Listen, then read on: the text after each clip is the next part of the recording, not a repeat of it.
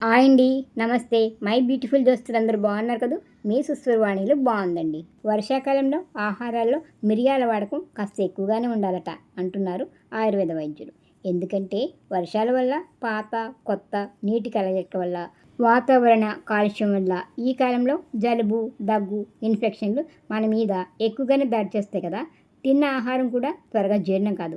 ఆహారం త్వరగా జీర్ణం కావాలన్నా, దగ్గు జలుబు ఇన్ఫెక్షన్ నుంచి తప్పించుకోవాలన్నా, అవి త్వరగా తగ్గాలన్నా ఆహారంలో మిరియాల పొడి లేదా మిరియాలు వేసుకుంటే సమస్యల నుండి బయటపడవచ్చు.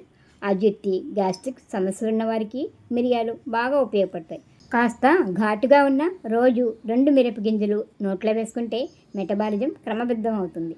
అధిక బరువు తగ్గుతారు. మిరియాలు బెల్లం కలిపి ఒక చిటికెడు తింటే తలనొప్పి తగ్గుతుందని వైద్యులు చెప్తున్నారు. తరచుగా మిరియాలు తీసుకోవడం వల్ల డయాబెటీస్, బ్రెస్ట్ క్యాన్సర్ ఇలాంటి ముప్పు కూడా తగ్గుతుందట.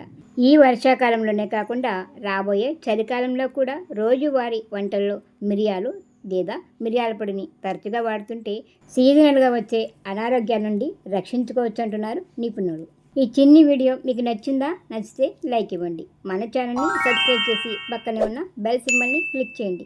వీడియోని మీ ఫ్రెండ్స్ అండ్ ఫ్యామిలీ మెంబర్స్కి షేర్ చేసి సుస్వరవాణిలు అనే ఛానల్ ఉందని చిన్న మాటని స్ప్రెడ్ చేసి నన్ను ప్రోత్సహిస్తారు కదా. మరొక వీడియోతో మళ్ళీ కలుద్దాం. సెలవు మరి. నమస్తే.